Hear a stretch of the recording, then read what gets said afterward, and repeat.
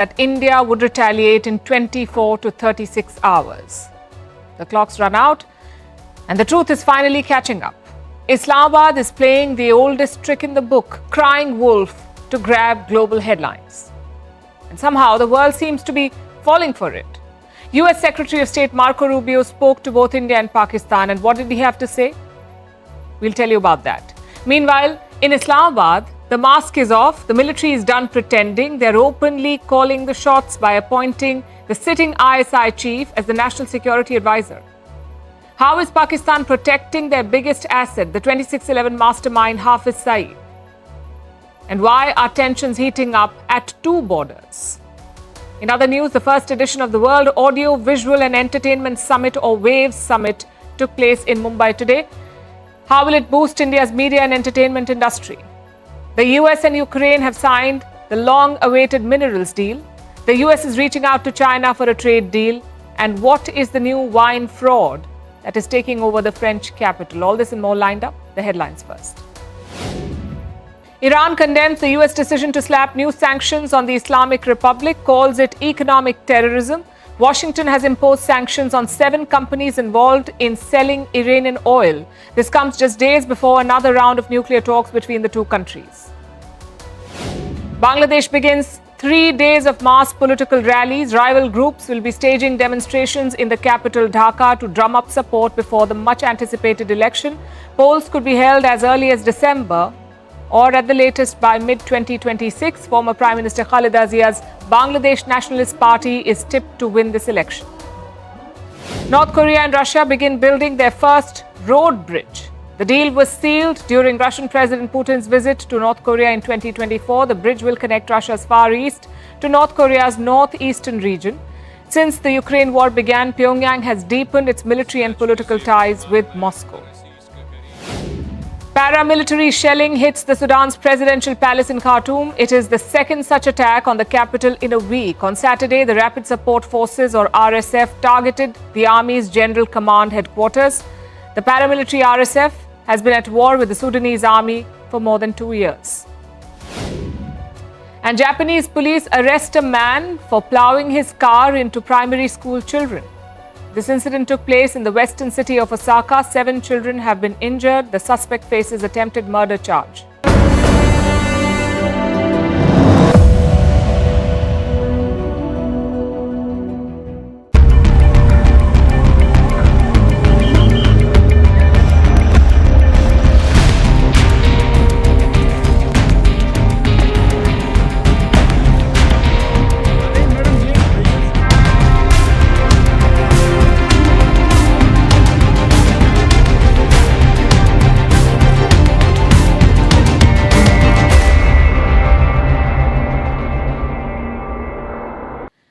What we expected is happening.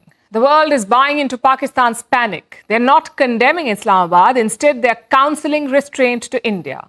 The Americans did that yesterday. Secretary of State Marco Rubio had 2 separate calls. This is the American foreign minister. He had 2 calls, one with India's foreign minister S. Jaishankar and the second with Pakistan's Prime Minister Shehbaz Sharif. Now, Rubio told Sharif to condemn the Pahalgam attack. He also urged Pakistan to cooperate with the probe and deliver justice. Now, we get the intent here, but frankly, it means very little. Pakistan plotted and sponsored this terror attack. You can't just ask them for a simple condemnation. You need to hold them accountable. It's like asking a murderer to say sorry for the killing. Just doesn't cut it. Now we come to Rubio's call with Jaishankar. He promised to cooperate with India against terrorism, but he also urged de-escalation. Marco Rubio wants India to work with Pakistan to maintain peace in the region. Again, we get the intent. The Americans are scared of a nuclear flare-up. But how else can India fight this terror? The camps are in Pakistan, the plotters are in Pakistan, and the weapons are in Pakistan. These are not 2 different threats. They're one and the same. India's goal is to spread that message. Foreign Minister Jaishankar is on the job. He's reaching out to the non-permanent members of the UN Security Council. As you know, the UN Security Council, or UNSC, has 15 members. 5 of them are permanent. The remaining 10 are elected for 2 years, a 2-year term for each. And Jaishankar is reaching out to these non-permanent ones. Today, he spoke to his South Korean counterpart. Yesterday, he spoke to the Danish foreign minister. Before that, he spoke to officials from Algeria, Greece, Guyana, Panama, Slovenia, Sierra Leone, and Somalia. That's 9 non-permanent members of the United Nations Security Council. And the 10th? Well, that is Pakistan, which explains this outreach. If India retaliates, the UNSC will become key. It can pass media statements on the tensions. It can also pass binding resolutions. We saw one such statement over the weekend. The UNSC did condemn the terror attack, but it did not even name the attackers. It did not even name Pakistan. It was a weak and diluted statement. Why? Because Pakistan used its presence as a non-permanent member of the United Nations Security Council. And they forced them to water down the statement. Going forward, India must prevent this. New Delhi will have reasonable confidence in the permanent members. All of them, except maybe China, will back India. Hence the focus on non-permanent members. It tells you how coordinated India's response is. It's not just about the military options, it's also about diplomacy. Even with Pakistan, India is giving it a shot after everything. On Tuesday, Indian and Pakistani military officials spoke on a hotline. Now, this is a call that happens every week, but this time it had extra significance because Pakistan has been firing across the line of control. India warned them against continuing this. But no luck. Firing was reported on Tuesday night and Wednesday night. And that makes it 7 nights of ceasefire violations. Meanwhile, the government is taking more measures against Islamabad, both financial and strategic. The Indian airspace has now been shut to Pakistan, so no cargo planes, no commercial planes, and no military planes. No Pakistani aircraft can fly over India. This move is certain to hurt Pakistani carriers, especially their flights to East Asia.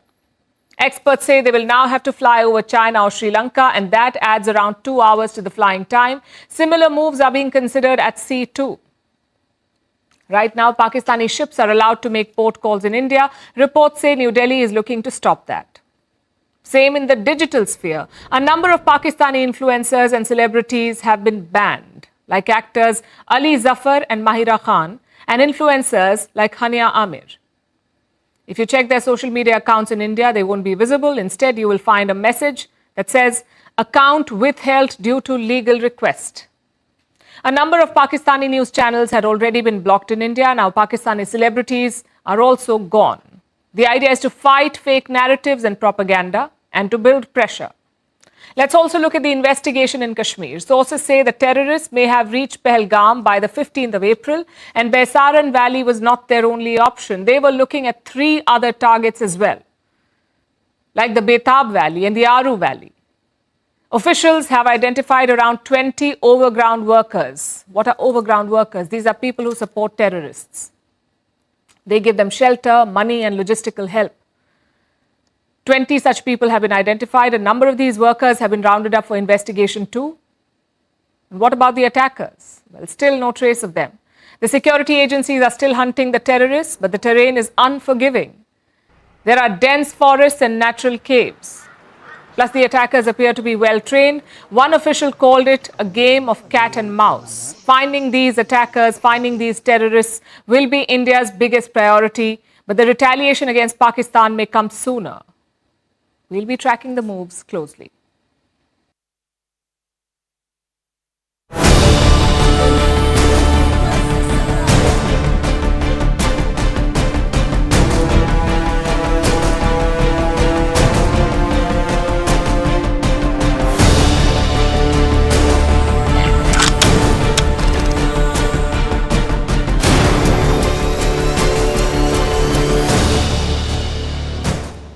We've always known who really runs Pakistan. It's not the politicians, it's not the parliament, it is the army. Sometimes they do it openly with a coup. Most times they manage with soft coups and the facade of a civilian government with the generals calling the shots. Right now, it's a bit of both. Yes, there is a civilian government in place, but the military is not whispering orders behind closed doors anymore. It has grabbed the microphone and appointed a new National Security Advisor, NSA. It's this man, Lieutenant General Mohammad Asim Malik. Malik is the son of a 3-star Pakistani general. He was a top-performing cadet during his training. He then went to the Royal College of Defence Studies in London and Fort Leavenworth in the United States. He commanded an infantry brigade in Waziristan. But he hasn't commanded a corps, which makes his career trajectory even more interesting. Now, you may be wondering, why is all of this a big deal? Why are we talking about this NSA appointment in Pakistan? It's because Malik already has a day job. He is the head of the ISI, Pakistan's powerful and infamous spy agency. Malik was made the ISI chief last September, and now he is also the NSA, the National Security Advisor. So the same man now controls both intelligence and national security in Pakistan. It shows you how much the army likes him. Clearly, he has the confidence of Army Chief Asim Munir. And mind you, it's the first time that something like this has happened. In the past, Pakistan has appointed former generals as NSAs. Like in 2021, General Nasir Khan became the National Security Advisor of Pakistan. But this is the very first time a sitting ISI chief has become the NSA. You see, the NSA is usually a civilian advisor coordinating on national security. He is appointed by the Prime Minister, technically. The ISI chief is a military advisor. He is appointed by the army chief. Pakistan has decided to combine the two roles now. Yes, the budget cuts are hitting national security. But jokes aside, why now? The timing couldn't be more telling. More than a week ago, 26 people were gunned down in Kashmir's Pahalgam. Pakistani terrorists were behind this attack. India is readying a response, so Islamabad is circling the wagons. But to understand why, you have to look at their political ecosystem. This NSA position has been empty since 2022. It was a casualty of the PTI government collapse. Pakistan did not really need a national security advisor. Their army already runs the show. So Malik's appointment is not about filling a gap. It signals at something deeper, a crisis of confidence in the government. Pakistan's economy is flailing, domestic unrest is brewing, they're begging the IMF for more loans. And amid all of this, they face the prospect of punishment from India. So the army has decided it can no longer afford the illusion of shared governance. No more pretending to respect the civilian role. No more polite gestures towards democracy. The generals have made it clear, we are the state. In most democracies, the intelligence chief is usually like a ghost, powerful, but lurking in the shadows. But in Pakistan, that ghost has stepped into the spotlight. The rest of the world should stop playing ostrich and see Pakistan for what it is, a military state that uses terrorism as a policy tool. Now let's talk about Pakistan's duplicity. A country that claims to fight terror is quietly shielding terrorists. Several reports have emerged and they are unsettling. Pakistan has increased the security of this man, Hafiz Saeed, the founder and chief of Lashkar-e-Taiba, the mastermind of the 26/11 Mumbai terror attack, and a globally designated terrorist. Why is Pakistan beefing his security? For the whole world, Hafiz Saeed is a terrorist responsible for the death of innocent civilians. But for Pakistan's army, he is a VIP. Reports say the army has quadrupled Hafiz Saeed's security. Former SSG commandos have been deployed for this. Drones keep an eye in the sky. High-resolution CCTV cameras have been installed. All roads leading to Hafiz Saeed's house have been blocked. The area has been declared a no-drone zone. And all of this is happening in the thick of Lahore, in a densely populated residential area called Mohalla Johar Town. That is reportedly where Hafiz Saeed lives, where he's under Pakistan's so-called house arrest, serving a 46-year prison sentence for terror financing. All on paper. Islamabad calls it a sub-jail. But let's be real, this is a fortress. Basically, Pakistan is giving state-level security to a terrorist. And how do they justify it? By saying that Hafiz Saeed's life is under threat. Let me unpack this shameless facade. Hafiz Saeed is no ordinary Pakistani. He is a United Nations designated global terrorist. The US has placed a $10 million bounty on his head. He has masterminded multiple terror attacks on India, like the 26/11 Mumbai attack in 2008, the Mumbai train blast in 2006, the attack on the Indian Parliament in 2001, even the most recent Pahalgam terror attack. And here's why I say this. The Pahalgam attack was carried out by a group called the Resistance Front, or TRF. It is an offshoot of the Lashkar-e-Taiba.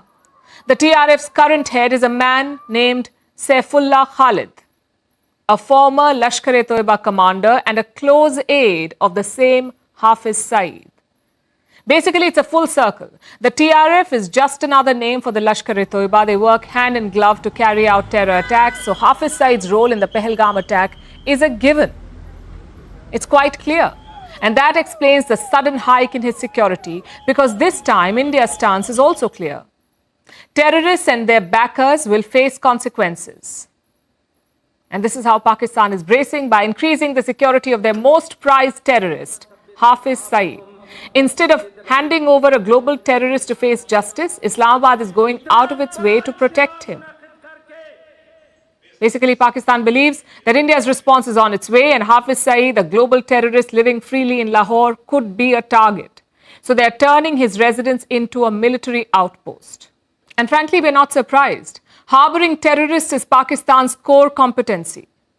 Remember Osama bin Laden? The terrorist who masterminded the 9/11 attacks in the US. It happened in 2001, and Pakistan kept Osama bin Laden safe for years in a compound in a city called Abbottabad. Osama bin Laden was housed right next to a Pakistani military station. It took the Americans 10 years to figure that out. In 2011, they launched a special operation on Pakistani soil and avenged the 9/11 attacks. The rest, as they say, is history. Bin Laden once had the blessings of Pakistan's army. Now it is Hafiz Saeed. For years, India has demanded his extradition, yet the world's most wanted terrorist lives freely in Pakistan. But this isn't just about one terrorist. It's about a state-sponsored ecosystem. Hafiz Saeed may be a VIP in Pakistan, but he's a threat for India and for the rest of the world. So by shielding him, the message from Pakistan to the world is this. In a country that is on the brink of an economic collapse, in a country where citizens go hungry, terrorists and terrorism remains their top priority.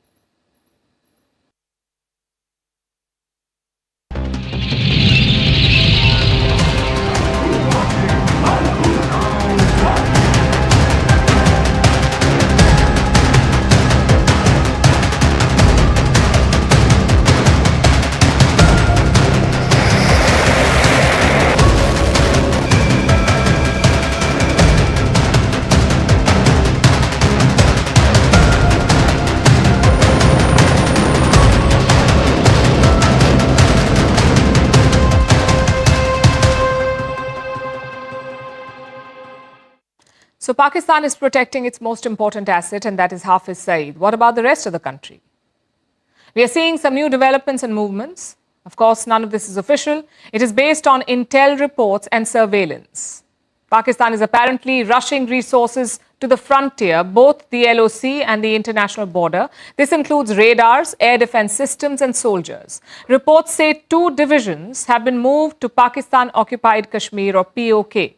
The 6th Armored Division, which includes tanks and combat vehicles, and the 7th Infantry Division, which is made up of foot soldiers and light artillery. Radars are also being placed near POK.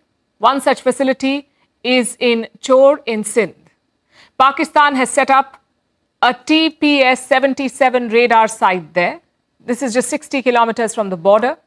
And what does it do? Well, radars monitor the airspace. They detect aircraft and possible airstrikes. And speaking of aircraft, where are Pakistan's fighter jets? Well, sources say the Air Force has cut down operations by 50%. Their goal is to avoid mishaps in the sky. As for the jets, they are being moved around. Some reports say the F-16s have been shifted to Lahore and Rawalpindi. Others say they are heading to Gwadar. Why Gwadar, though? Because it's located far away from the border.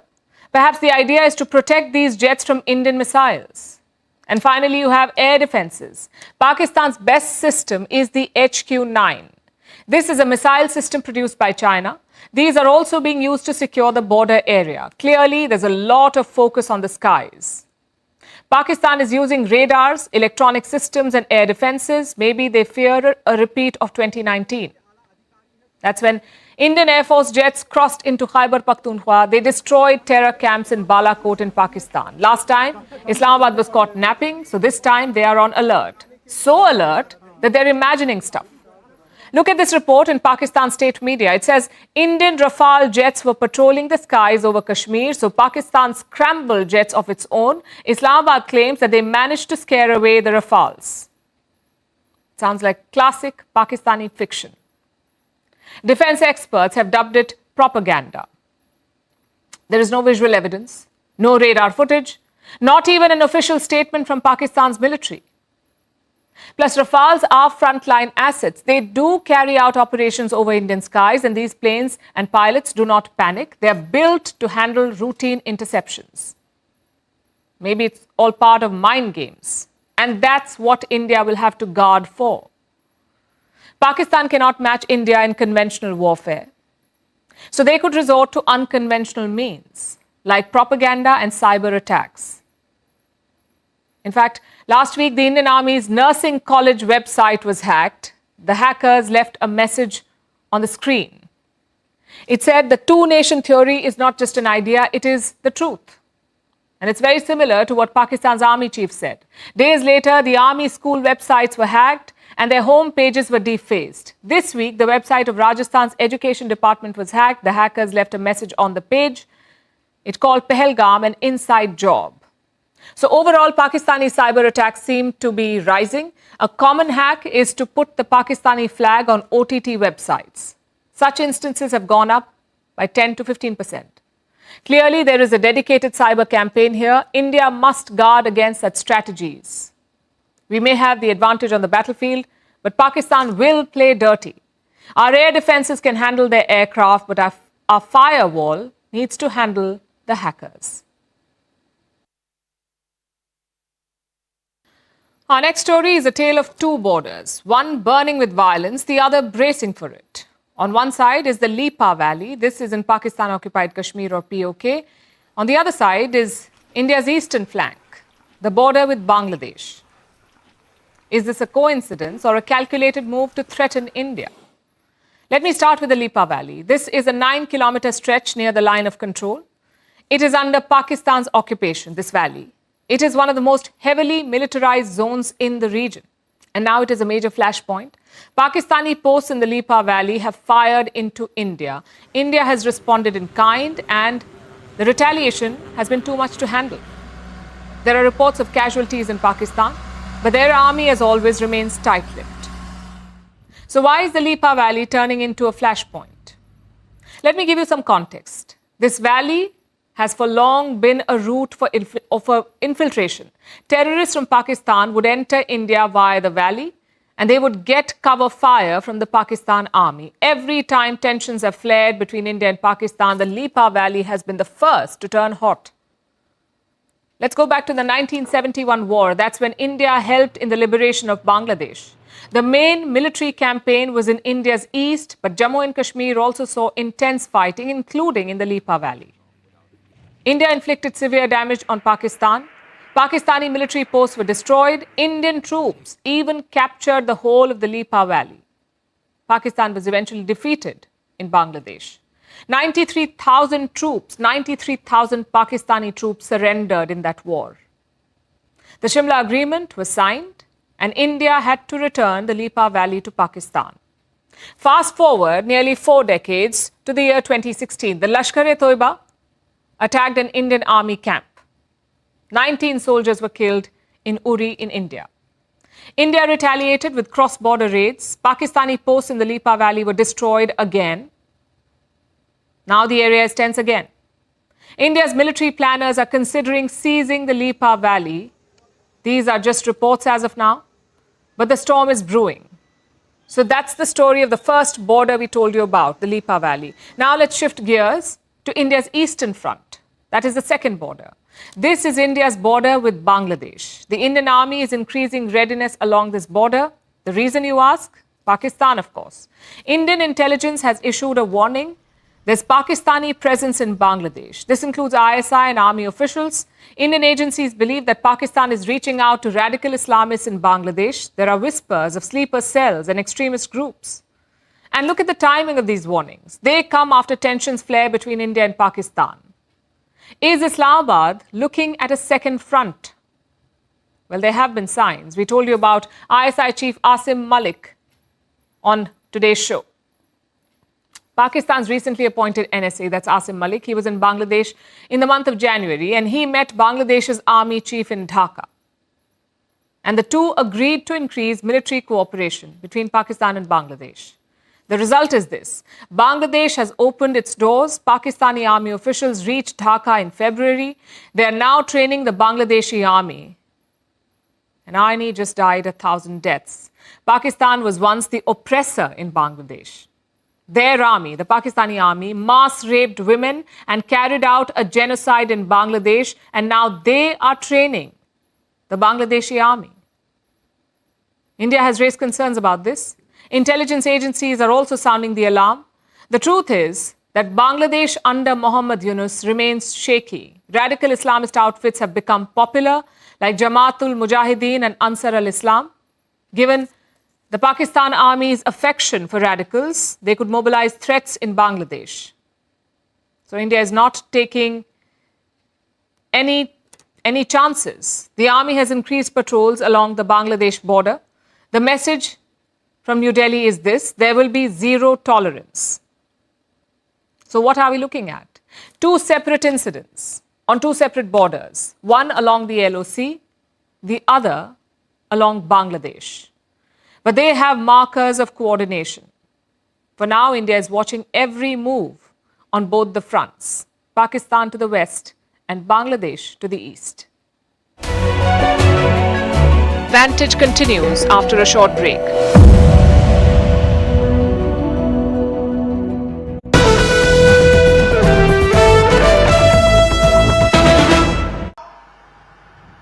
चाहे कश्मीर पर पड़ी आतंकवाद की छाया हो, हर चीज का मजबूती के साथ हमने जवाब दिया है। और अगर कोई एक कायराना हमला कर ये समझता है कि हमारी बड़ी जीत है, तो एक बात मन से समझ लीजिए, ये नरेंद्र मोदी सरकार है, किसी को बख्शा नहीं जाएगा, किसी को बख्शा नहीं जाएगा। इस देश की इंच इंच भूमि पर से आतंकवाद को मूल समेत उखाड़ने का हमारा संकल्प है और वो सिद्ध होकर रहेगा। और इस लड़ाई में न केवल 140 करोड़ भारतीय, पूरी दुनिया भारत के साथ खड़ी है। लामबंद होकर सभी दुनिया के देश एक मुश्त होकर आतंकवाद के खिलाफ ये लड़ाई में भारत की जनता के साथ खड़े हैं। और मैं फिर से संकल्प दोहराना चाहता हूं, जब तक आतंकवाद समाप्त नहीं होगा, हमारी लड़ाई चालू रहेगी। और जिन लोगों ने एक कृत्य किया है, उसका उचित दंड उनको निश्चित रूप से दिया जाएगा। भाइयों बहनों, आज बोडोफा उपेंद्रनाथ ब्रह्मा की 9 फुट ऊंची प्रतिमा का यहां अनावरण किया गया। बोडोफा न केवल बोडोलैंड के लिए, न केवल बोडो जाति के लिए, समस्त आदिवासी समुदाय के लिए सम्मान, पहचान और समान अधिकारों की लड़ाई के लिए जाने जाते हैं। Home Minister Amit Shah there reasserting the message that came from the highest political office of the Prime Minister that India will avenge the death of these, the killings of these 26 innocent civilians in Pahalgam on the 22nd of April. Arunima joins us, getting us more perspective. Arunima, we've seen the message. The intent is clear as far as the government of the day is concerned. The chorus, though, is now growing for retribution and for visible action. Yes, and the government has made it very clear. Prime Minister himself has said this, that we will avenge what has happened at Pahalgam, but it will not be a knee-jerk reaction. The military establishment, the military leadership has been given a clean hand. They have been asked to decide what time, where and how they want to avenge it. So it's now...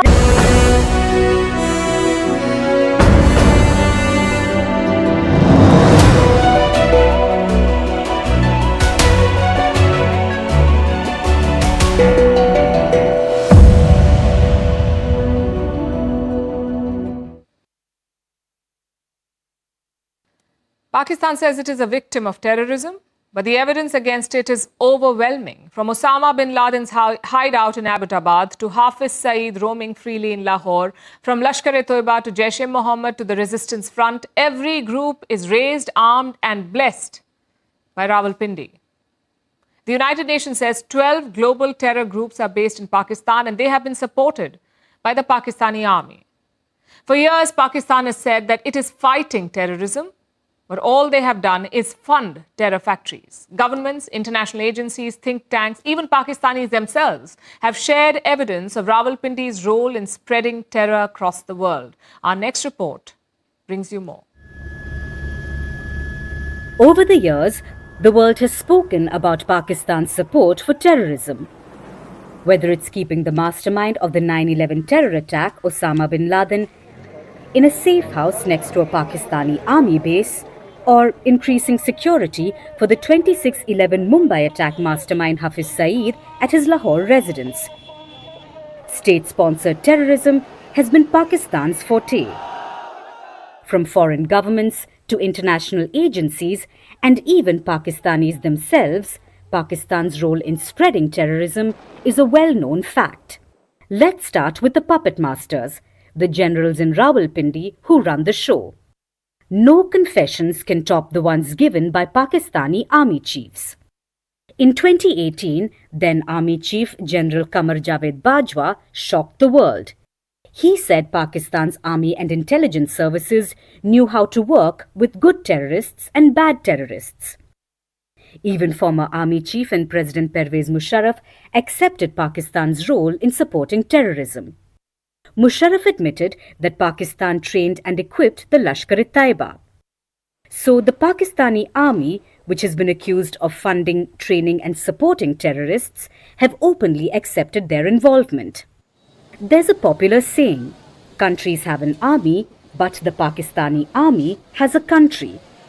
So when the Pakistan army paves the way, the country follows. In 2019, then Prime Minister Imran Khan visited the United States, where he accepted that Pakistan had trained the global terror group Al-Qaeda and other jihadist outfits. He also acknowledged that there were thousands of terrorists on Pakistani soil. Similar declarations were made a year prior in 2018, when then Prime Minister Nawaz Sharif opened a can of worms. He publicly acknowledged that dozens of terror groups were operating in Pakistan. Only he preferred to call them non-state actors. When the army and the political brass have made peace with Pakistan supporting terrorists, why should the terrorists themselves not speak up? In 2011, Syed Salahuddin, then chief of the Hizbul Mujahideen, openly declared that his group operated from Pakistan. Hizbul Mujahideen is the same group that's a designated terrorist outfit by India, Canada, the United States and the European Union. In fact, Pakistan's own terrorism investigation agency confirmed that Lashkar-e-Taiba terrorists that carried out the 26/11 Mumbai attacks trained on Pakistani soil. And there have been other forms of evidence that point all terror-related fingers at Pakistan.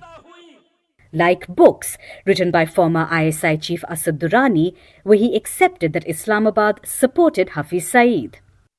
Pakistani political scientist Aisha Siddiqa, in her book, wrote about how the Pakistani army funds extremist groups.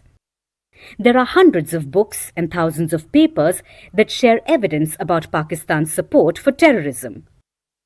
The United Nations says that at least 12 global terror outfits are based in Pakistan. From Lashkar-e-Taiba to Jaish-e-Mohammad to Hizbul Mujahideen, the Pakistani army has been involved in raising, funding and arming them. Pakistan's state-sponsored terrorism has been exposed with overwhelming evidence. The only thing missing is an official ministry for terrorism.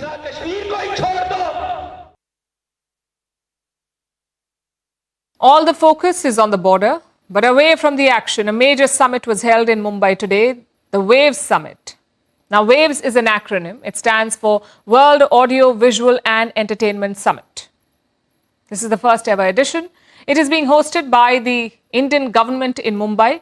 And today was day one. Over the next 3 days, multiple events are lined up. 42 plenary sessions, 39 breakout sessions and 32 master classes. It's bringing together people from old and new media. You've got actors, you've got content creators, you've got the news media, and also musicians and technicians. Put together, participants from almost 75 countries. But what's the objective here? What are we trying to do? The idea is to boost Indian media and entertainment industry's profile, to turn India into a hub for content creation. Prime Minister Modi inaugurated the event today, and he spoke about this. He invited creators across the world to come to India. He told them, create in India for the world. Listen in. यही समय है, सही समय है. ये create in India, create for the world का सही समय है. ऑरेंज इकोनॉमी के इस बूम में मैं वेव्स के इस मंच से देश के हर युवा क्रिएटर से कहूंगा, आप चाहे गुवाहाटी के म्यूजिशियन हो, कोची के पॉडकास्टर हो, बेंगलुरु में गेम डिजाइन कर रहे हो या पंजाब में फिल्म बना रहे हैं, आप सभी भारत की इकोनॉमी में एक नई वेव ला रहे हैं. One word stands out there, and that's the orange economy. Modi said this orange economy will become a key pillar of India's GDP. What does that mean? What is the orange economy? It refers to the business linked to creativity. Some people also call it the creative economy. But why orange? Because orange is seen as the color of creativity, like red is seen as the color of danger or even love. White is seen as the color of peace. Likewise, orange is seen as the color of creativity. This economy also includes a lot of creative fields. For example, theatre, films, dance. In the new age, influencers and online streamers. Even culinary and cultural displays, all of these are part of the orange economy. The United Nations says it makes up 3% of the global GDP and it employs almost 30 million people the world over. In India, the orange economy made up 2.5% of the GDP before the pandemic. Now it is around 1.5%. Chances are these numbers will surge ahead because creativity has so many platforms now. You've got multiple social media apps. You've got streaming platforms like YouTube. So the reach is infinite. The question is, where does India figure in this race? Traditionally, we have looked at creative arts in a very specific way, whether it's movies or dance or art forms. We see them as a soft power tool, a chance to take India's culture to the world. It's important, but we can do more and times are changing. Soft power is not limited to outreach anymore. It can be used as a hard power tool as well. I'll give you two ways how. First, the economic benefits. Content creation is a multi-billion-dollar economy. It can create tens of thousands of jobs and it can fill your treasuries. But for that, you need to create a robust ecosystem at home. Consider India's export of yoga. There are thousands of yoga studios around the world right now. Is that soft power? Yes, it is. But does it benefit India financially? No, it does not, because the business is happening abroad. Same with video games. Indian designers are a key part of the global gaming industry. Indian cities and culture have also featured in some games. It counts as soft power, but it does not really benefit us beyond a point. And that is why the Wave Summit is important. It aims to build a robust system at home so that content creators do not have to go abroad. Secondly, if used right, soft power can give you leverage. Consider the example of TikTok. The Chinese created this app and its algorithm. They exported it to the world, and suddenly the world was hooked on short-form videos. They know that TikTok is a security nightmare, but their lives and businesses are still dependent on it. And that gives China leverage. Leverage to influence and force policy changes. Very similar to hard power, to how hard power works. Hollywood used to have that sort of an effect, but nowadays it's lost its monopoly. So my point is quite simple. We should start seeing soft power differently. It's not just about entertaining people and building people-to-people ties. There are tangible financial and strategic gains to be made here. The Wave Summit is a recognition of that. Let's see what happens next. If there is one thing that Donald Trump loves, it is a good deal. And after months of intense negotiations, he has finally hammered out one with Ukraine. Washington and Kiev have signed the long-awaited minerals deal. Think of it as a business transaction, or in politically correct words, an economic partnership agreement. It gives the US access to Ukraine's rare earth minerals like graphite, titanium, and lithium. The US will get a share of profits from their future sale. In return, Washington will continue to invest in Ukraine's defense and economic recovery. After months of cozying up to the Kremlin, this is a major step towards bilateral relations between Kiev and Washington. So what does it mean for the war in Ukraine? How will this deal work? Why do Trump and Zelensky want it? And what do they hope to get out of it? Our next report tells you. After months of rising tensions and weeks of intense negotiations, the US and Ukraine have finally signed the minerals deal. It gives the US access to Ukraine's mineral wealth, and it gives Ukraine American protection in the war against Russia. Zelensky had proposed this idea to Donald Trump. It was part of what he called a victory plan, and Trump liked the idea, but maybe a bit too much. He demanded compensation for the US aid given to Ukraine since the war began in 2022. He sought $500 billion in compensation. This is around 4 times the amount Washington has paid, which stands at about $123 billion. So Zelensky rejected the idea, saying that 10 generations of Ukrainians would have to pay it off. But as Trump drastically scaled back US security commitments the world over, Zelensky became more accepting of the deal. The initial agreement was due to be signed in February this year, but it fell apart after a heated exchange in the White House, with Trump accusing Zelensky of gambling with World War III. Negotiations turned bitter. But a breakthrough was achieved at the Pope's funeral last week. Trump and Zelensky had a face-to-face meeting on the sidelines of it. Zelensky managed to eke out some concessions, and voila, the deal has come through. So, how will it work? The US and Ukraine will establish a joint reconstruction investment fund. Each side will have equal voting rights. It will allow Washington and Kyiv to share profits from the future sale of Ukraine's mineral and energy reserves. The deal will finance mineral, oil and gas projects in Ukraine for the first 10 years. The resources will remain the property of Ukraine, but the profits will be distributed between the partners. What do the two sides get out of this? For Ukraine, this means not having to pay back any so-called debt to the United States. It will give Trump an economic incentive to continue to invest in Ukraine's defense, or in other words, security assistance. The fund will also spur Ukraine's economic recovery from the war. As for the United States, the benefit is rare earth mineral riches. Ukraine has vast reserves of critical minerals like graphite, titanium, and lithium.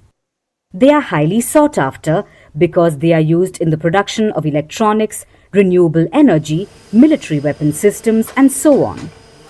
The global production of these rare minerals is strategically important, and it has long been dominated by China, where 90% of the world's current rare earth stocks are sourced. So, amid the ongoing trade war, the United States has been desperate for an alternative, and it has finally found one in Ukraine. Now, the deal may have been signed between the US and Ukraine, but let's not forget the third player, Russia. Today's agreement signals clearly to Russian leadership that the Trump administration is committed to a peace process centered on a free, sovereign, and prosperous Ukraine over the long term. It's time for this cruel and senseless war to end. The language used in the deal is a showcase of solidarity towards Ukraine, more than what's usual for the Trump administration. It comes amid Trump's growing frustration with Putin over ceasefire talks. The deal refers to the war as Russia's full-scale invasion and calls the Kremlin the Russian war machine. It's clear that with one signature, the deal has given Trump a personal stake in Ukraine's fate. It has given Ukraine a big guarantee to brave the war. But until Russia joins the US and Ukraine at the supposed peace talks table, the fate of this gruesome war continues to hang in the balance.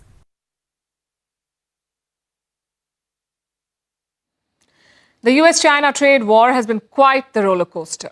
Donald Trump slapped tariffs on China, Beijing fired back, Trump doubled down, 145% tariffs on Chinese goods, up to 245% on some items. 245% tariffs. China hit back harder. And the cycle began in February. It continued for 2 months. Trump expected China to blink, but they held on. So the US, it seems, is starting to fold. First, they rolled back tariffs on consumer electronics, and now they're pushing for a trade deal with China. Reports suggest the US has reached out to the Chinese. But is a deal really in the works?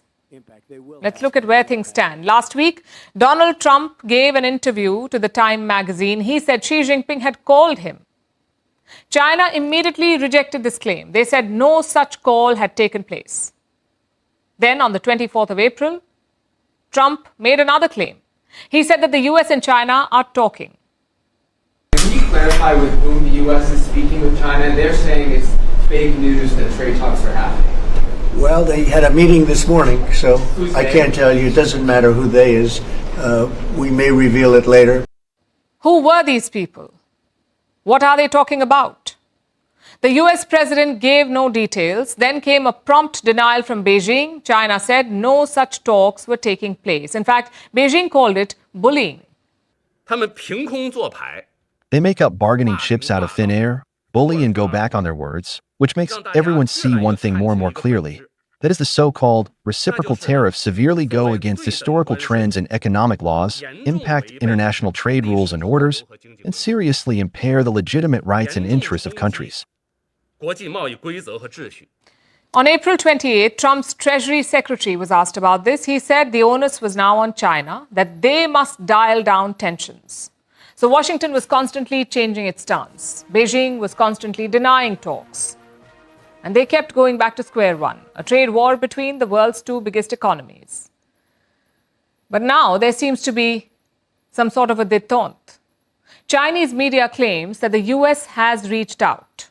They contacted Beijing through multiple channels to talk tariffs. And what has China's stance been like? Well, they haven't said anything explicitly, but their state media is softening its position. They say that there is no harm in talking, that engaging with the United States is okay. So there are some signs of a truce, or they're working towards a truce. But it's not happening fast enough because Trump's tariffs were announced last month. And since then, the US economy has been reeling. It has contracted for the first time in 3 years. The GDP decreased by 0.3% in the first quarter. Inflation is soaring, and it is all because of Trump's tariffs. US businesses are yet to feel the full impact of it, but the tensions have already hit exports, especially that of soybean. Cargo shipments from China have also plummeted, but Trump remains confident. He says it is Beijing that will feel the blow. I know that China is doing very poorly right now. I just saw some reports coming out, and I don't want that to happen to China. I like the president a lot, President Xi. I don't want it to happen. I was actually saddened to hear it, but they are getting absolutely hammered in China. But is China really feeling an impact? President Xi Jinping says Beijing won't back down. China's foreign ministry even released a video. It said it would never kneel down to the United States. The U.S. has stirred up a global tariff storm and deliberately targeted China, playing a 90-day pause game with other nations. Kneeling only invites more bullying. China won't kneel down. But what about the economic impact? Well, right now, Chinese businesses are looking beyond America. They're choosing other markets like South America and West Asia. But that does not mean that the Chinese economy is immune to all of this. There is a slowdown in manufacturing in China. Export orders have plunged. So the first signs of damage are there. It could only get worse in the coming days and weeks. So where does that leave us? Right now, both countries are stuck in a strange kind of limbo. The US is trying to look tough, but it's clearly hunting for an off-ramp. China is pretending to not care, but make no mistake, it is watching every move. Both economies are bleeding. Neither wants to be the first to blink, but someone will have to. Now, we don't know who that will be, not yet, but if you squint at the signs, they seem to point to Washington. In this first round, America came calling. China let the phone ring, and sometimes in diplomacy, as in dating, that says everything.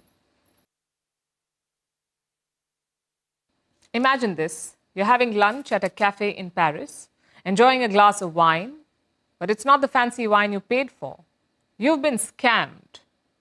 It turns out this happens more often than we realize because apparently wine fraud is rife in the French capital and tourists are usually the victims. Cafes have been caught doing this, covertly pouring cheap alternatives in place of the premium wines that customers paid for. And if this is appalling, let me tell you, it gets worse. Some cafes collect leftover wine, they put it in a single bottle and then serve it during happy hours. This is a not so happy finding of a recent investigation. So what's behind this wine crime? And if you visit France, how can you avoid being duped? Here's a report. A trip to France doesn't get more French than wine. Whether it is a glass for the good times or a sip to challenge your palate. Wine is an essential part of French culture, politics, and society. It is the way into a French person's heart. So, wine has found its way into the itinerary of almost every tourist visiting Paris. But what if the pricey plunk is not worth the cost, quite literally? Have you heard of repotting? It is a technique that involves switching out the wine a customer has ordered with the contents of a more budget-friendly bottle. This may sound appalling, but it is exactly what many Parisian cafes have been caught doing with tourists, often being the prime victims. Recently, a French newspaper conducted an investigation. It sent 2 sommeliers to cafes in Paris to get a taste of deception.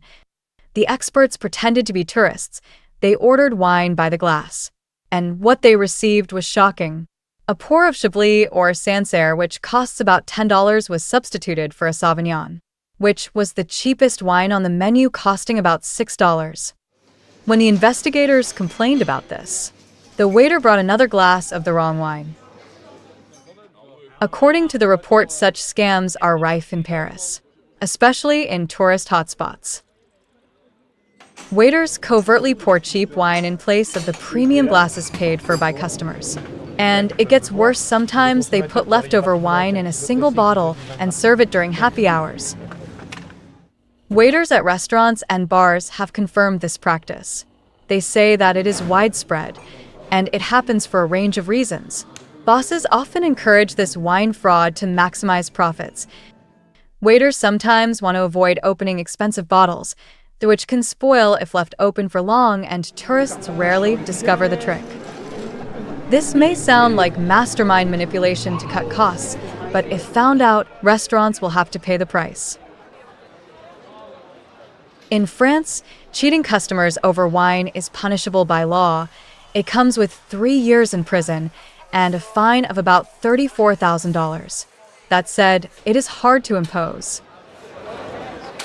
French authorities have been fighting wine fraud for centuries now. Inspectors check serving practices regularly, but their resources are limited. And there are more than 60,000 restaurants, cafes, and bars in Paris alone.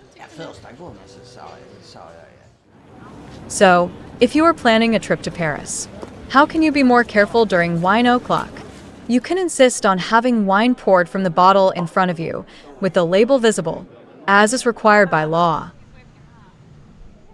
After all, being cheated out of high-end wine doesn't just hurt one party. Experts say that the repotting scam rebounds on the restaurants and wine producers as well. It spoils the image of fine wine and often pushes customers to order less of it. So the disappointment goes both ways. Especially when wine consumption is falling, the world over. France is one of the key global producers of wine, but last year, 3.6% less wine was consumed in country. So the repotting scam may save cost, but it also leaves a bad taste, at a time when wine is already in the red. Vantage continues after a short break.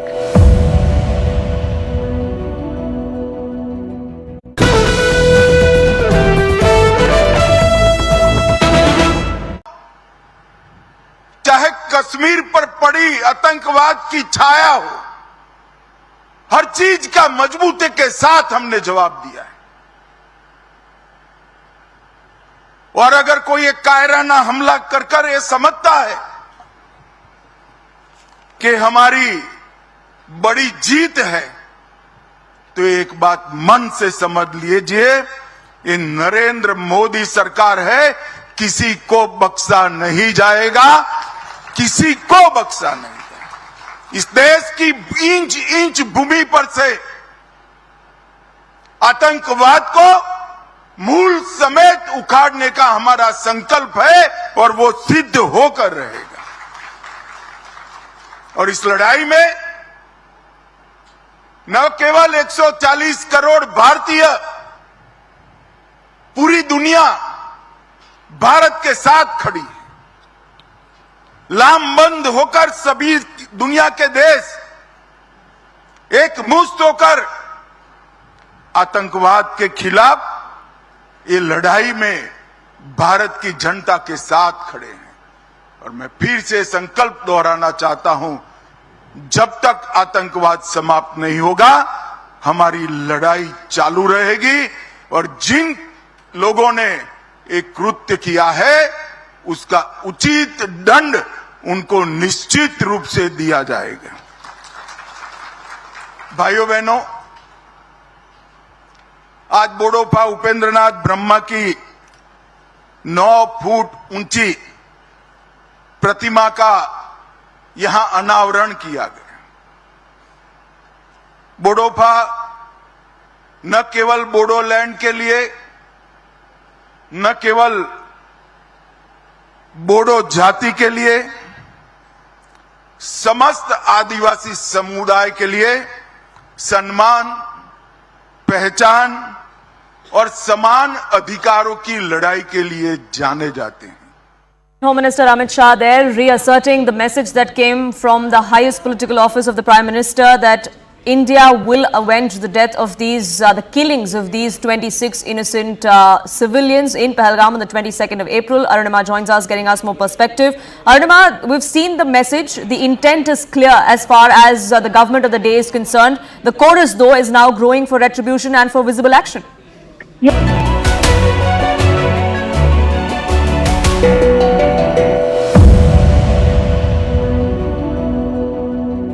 And now it's time for Vantage Shots, images that tell the story. Turkish police detain hundreds of May Day protesters in Istanbul. Floods and storms batter New Zealand's capital as it is hit by the strongest winds in a decade. And for the first time, a virtual boy band enters the prestigious Billboard 200 global chart. Finally, we are taking you back in history. On this day in 1889, May Day was first observed as a labor holiday. The origin is linked to the international labour movement, especially the movement for 8-hour work days.